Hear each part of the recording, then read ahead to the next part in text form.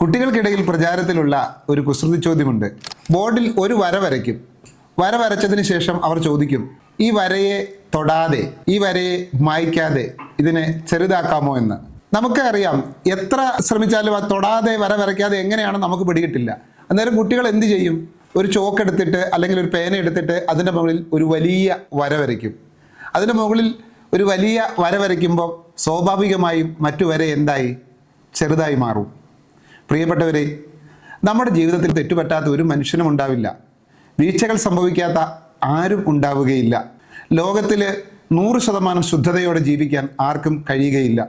നാം മഹാന്മാരെന്നും വിശുദ്ധരെന്നും ശ്രേഷ്ഠരെന്നും പറയുന്ന ആൾക്കാരുടെ ജീവിതത്തിലും തെറ്റുകളും കുറവുകളും പോരായ്മകളും ഒക്കെ ഉണ്ടായിട്ടുണ്ട് എന്ന് അവരുടെ ആത്മകഥ വായിക്കുമ്പോൾ നമുക്ക് മനസ്സിലാക്കാൻ കഴിയും. പക്ഷേ ഈ തെറ്റുകളുടെ ചെറിയ വരയ്ക്ക് മീതെ അവർ നന്മയുടെ സ്നേഹത്തിൻ്റെ വലിയ ഒരു വര വരച്ചു ഈ ജീവിതം കൊണ്ട്. അതുകൊണ്ടാണ് അവരെ നമ്മൾ മഹാന്മാരും ശ്രേഷ്ഠരും വിശുദ്ധരുമൊക്കെ ആയിട്ട് കാണുന്നത്. അപ്പോൾ നമ്മുടെ ജീവിതത്തിലും തെറ്റുകളുടെ, അറിവില്ലായ്മയുടെ, അബദ്ധത്തിൻ്റെ ചെറിയ ചെറിയ വരകൾ വീണിട്ടുണ്ടാവും.